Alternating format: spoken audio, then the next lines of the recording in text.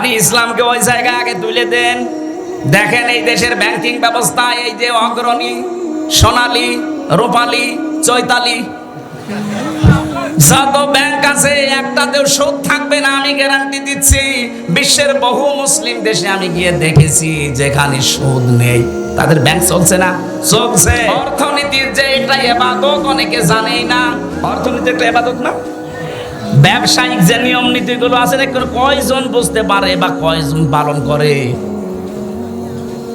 আজ ব্যাংকিং ব্যবস্থার নাম শুনলে মানুষ নাক সেটকায়, এটা দুনিয়ার জিনিস। আরে ভাই, বিশ্বনবের একটা ব্যাংক ছিল বাইতুল মাল।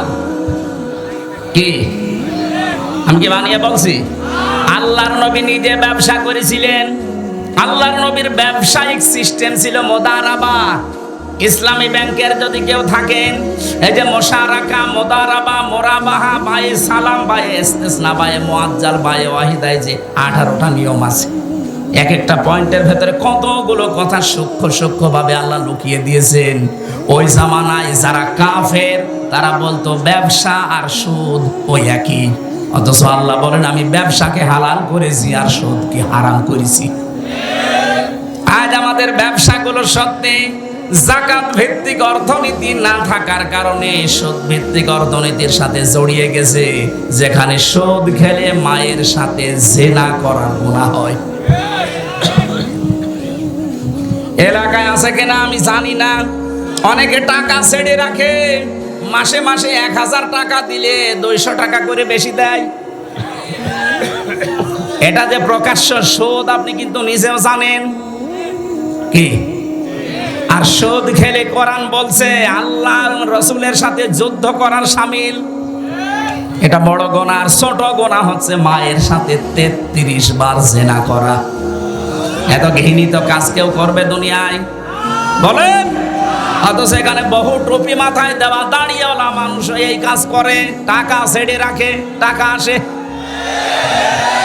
এই কাজ যারা করছেন এক্ষুনি বাড়ি যে লাভের এই টাকা নেওয়া বন্ধ, আমি না খেয়ে মরে যাব, মায়ের সাথে জিনা করব না। কারা কারা এই টাকা ছেড়ে দেবেন হাত তোলেন তো।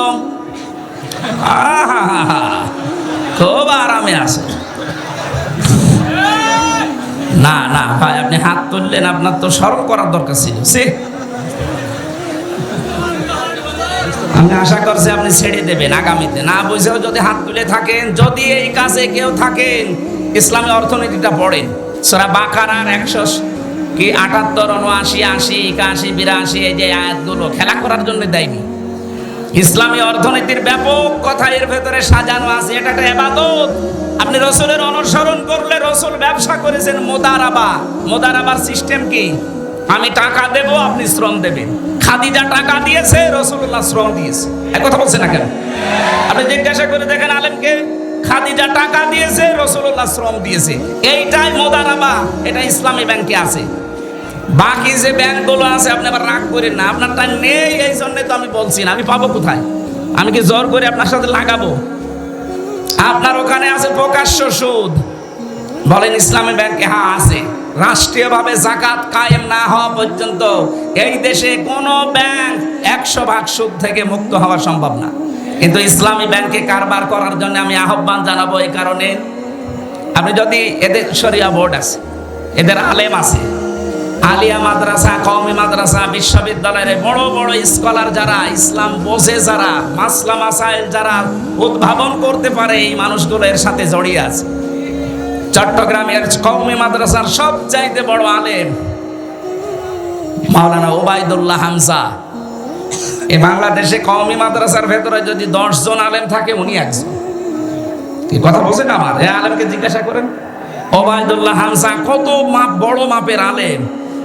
সাজ্জাদ মাওলানা কামাল উদ্দিন জাফরি হাফিজাহুল্লাহ, বাংলাদেশে যদি 10 জন থাকে তার ভেতর উনি একজন। এই জন্য আপনি নির্দ্বিধায় ইসলামী ব্যাংকে চোখ কান বুঝে কাজ করবেন। যদি গোনা হয় ওদের হবে, কারণ যাকাত ভিত্তিক অর্থনীতি যতদিন কায়েম না হয় ততদিন আপনার অসুবিধা নেই। নবীজি নিজে 13 বছর মক্কায় নামাজ পড়েছে না পড়েননি? বলে না কেন? কিভাবে পড়লেন? কারণ তখনও তো কাবা শরীফের ভেতরে 360টা মূর্তি। উনি কি মূর্তির সামনে নিয়ে নামাজ পড়লেন? না মানে এবার আপনি বলেন তো, নবীজি নিজে 360টা মূর্তির সামনে নিয়ে কাবা শরীফে নামাজ পড়লেন, ওনার নামাজ হয়েছে এই কারণে, কারণ ওনার হাত ছিল না। উনি যে মূর্তিগুলো সরাবে ওই অবস্থায় উনি নেই। ওই নবী মদিনা থেকে রাষ্ট্র ক্ষমতা হাতে নিয়ে যখন ফিরে আসলেন, এবার আর মূর্তির সামনে নিয়ে নামাজ পড়ে নাই, নিজের হাতে হযরতে আলীকে সাথে করে ভেঙেছেন। ইসলামকে ওই জায়গায় আগে তুলে দেন। দেখেন এই দেশের ব্যাংকিং ব্যবস্থা, এই যে অগ্রণী, সোনালী, রূপালী, চৈতালি, যত ব্যাংক আছে একটাতেও সুদ থাকবে না, আমি গ্যারান্টি দিচ্ছি। বিশ্বের বহু মুসলিম দেশে আমি গিয়ে দেখেছি যেখানে সুদ নেই, তাদের ব্যাংক চলছে না, চলছে। তা যাকাত ভিত্তিক অর্থনীতি রাষ্ট্রীয়ভাবে আছে। আমাদের রাষ্ট্রীয় যাকাতের নিয়ম নীতি রাষ্ট্রীয়ভাবে সরকারিভাবে কায়েম করে দেন, এক সলির মধ্যে 4 আনাও সুদ খেতে পারবে না। তাহলে এটা দিন যতদিন কায়েম না হয় ততদিন আপনি তো কারবার করবেন, নামাজ পড়বেন না। মূর্তির সামনে নিয়ে তখন নামাজ পড়া লাগছে। সুতরাং যতদিন ইসলামী দেশে রাষ্ট্রীয়ভাবে কায়েম না হয় ততদিন আমার মনে হয় এই দেশে ইসলামী ব্যাংকের উপরে যেহেতু আর কিছু নেই, আপনি পাবেনও না। এই জন্য আমি একেবারে নির্দ্বিধায় বলতে পারি, আপনি এই জায়গায় কাজ কারবার করেন। রাসূলের অনুসরণ আংশিক করলে হবে না। বিশ্বনবী নিজে রাজনীতি করেছেন না করেননি? আপনি রাজনীতির কথা শুনলে খালি উল্টা পাল্টা দিকে যান। মানে আমার মনে হয় নবীজি যদি এখন বেঁচে থাকতো, শয়তান নবীজিকেও বলতো নবী মনে হয় ওই দলের। কি কথা বলেন? আল্লাহর নবীর আন্তর্জাতিক যে নিয়ম নীতিগুলো ছিল আপনি ওইগুলো ফলো করেন। এখন যদি বলেন হ্যাঁ আপনারা করেন না, করবো কি করে? আমার 100 জনের মাত্র 15 জন মানুষ আমরা এই দেশে, 100 জনের 15 জন মানুষ আমরা এই দেশে রাষ্ট্রীয়ভাবে ইসলাম কায়েম হোক এটা চাই। এটা আগস্টের 5 তারিখের আগের বর্ণনা। এখন এই 3 মাস 10 দিনের রিপোর্ট পাল্টিয়ে গেছে। আল জাজিরা রিপোর্ট দিয়েছে বাংলাদেশে এখন 100 জনের 58 জন মানুষ চাচ্ছে এদেশে কোরআন কায়েম হোক। এটা যদি সত্যি আর কিছুদিন যেতে দেন, আমার তো মনে হচ্ছে যে হারে মানুষ ইসলামে ঝুঁকতেছে, কারণ অনেক কিছুই দেখা শেষ।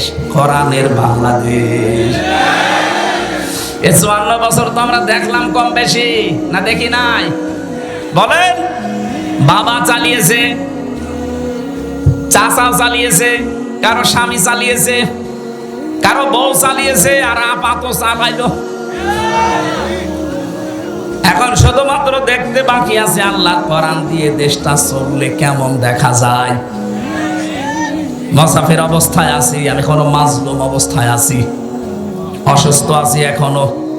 দোয়া করছি এই লক্ষ মানুষ নিয়ে, আল্লাহ দুনিয়ায় যদি তোমার কিছুই ভালো না লাগে আমাদের জীবনের, অন্তত মুসাফিরের দোয়া তোমার নবীজি বলেছে ফেরত আসে না। বড় আশা নিয়ে আকাঙ্ক্ষা নিয়ে আমরা বলছি বাংলাদেশে চরম চোখে 56,000 বর্গ মাইল কোরআনের হাতে তুলে দাও। তাহলে রাসূলের অনুসরণ করা লাগবে কি আংশিক না পূর্ণাঙ্গ? আর জোরে বলেন। এই পূর্ণাঙ্গ অনুসরণ যখন আপনি করতে যাবেন তখন মনে করবেন যে আল্লাহ আপনাকে কেবল ভালোবাসা আরম্ভ করলো। আমি কথা বোঝাতে পেরেছি?